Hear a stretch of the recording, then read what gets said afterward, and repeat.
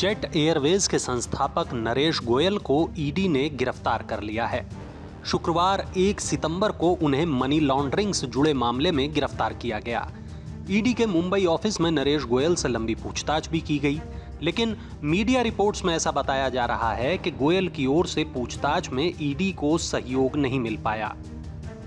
शनिवार 2 सितंबर को उन्हें prevention of money laundering act यानी पीएमएलए की स्पेशल कोर्ट में पेश किया जाएगा। रिपोर्ट्स में बताया गया है कि नरेश गोयल को केनरा बैंक कर्ज घोटाले से जुड़े मामले में पूछताछ के लिए दिल्ली से मुंबई लाया गया था, जहां उन्हें गिरफ्तार कर लिया गया। आरोप यह भी है कि एजेंसी ने उन्हें 2 बार समन दिया था, लेकिन वो पेश नहीं हुए। 3 मई को केनरा बैंक की शिकायत पर सीबीआई ने केस दर्ज किया था। यह एफआईआर केनरा बैंक के मुख्य महाप्रबंधक पी संतोष की शिकायत पर दर्ज हुई थी। आरोप है कि बैंकों के कंसोर्टियम के जरिए गोयल की कंपनी ने कर्ज तो लिया था, लेकिन वो उसकी किस्त नहीं चुका रही थी। आरोप है कि जेट को करीब 849 करोड़ रुपए के लोन दिए गए थे, जिसमें से करीब 539 करोड़ रुपए अभी बकाया हैं।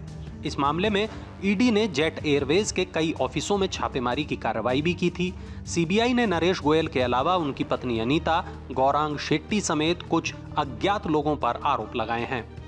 मीडिया रिपोर्ट्स बताती हैं कि साल 2011 से लेकर साल 2019 के बीच बैंक ने गोयल की कंपनियों के खातों का फॉरेंसिक ऑडिट किया था। इस ऑडिट में कई बड़ी बातें सामने आई थी। 2021 में जो रिपोर्ट सामने आई थी, उसमें पैसों को डाइवर्ट करने और धांधली करने के मामले भी पता चले थे। दरअसल गोयल की कंपनी ने कारोबार के लिए बैंक से कर्ज लिया था। ये कर्ज बैंकों के एक समूह की ओर से दिया गया था और इस समूह का नेतृत्व स्टेट बैंक के पास था। साल 2005 से ही जेट केनरा बैंक से कर्ज लेता रहा है। आरोप है कि एयरलाइन ने जिन वजहों से कर्ज लिया, उन पर पैसा खर्च ही नहीं किया। सीबीआई ने कहा कि ऑडिट रिपोर्ट से ये पता चलता है कि पैसे को कर्मचारियों के वेतन और अन्य कामों में इस्तेमाल किया गया। साथ ही पैसे को गोयल परिवार के वाहनों पर भी खर्च किया गया। हालांकि कंपनी का दावा है कि 2018 से ही कंपनी आर्थिक दिक्कतों का सामना कर रही है और इसी वजह से वो वक्त पर कर्ज नहीं चुका सकी है।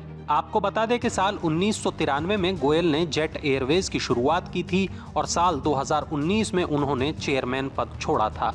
अब गोयल की गिरफ्तारी के बाद जेट एयरवेज की उड़ानों पर एक बार फिर से सवालिया निशान लग गया है।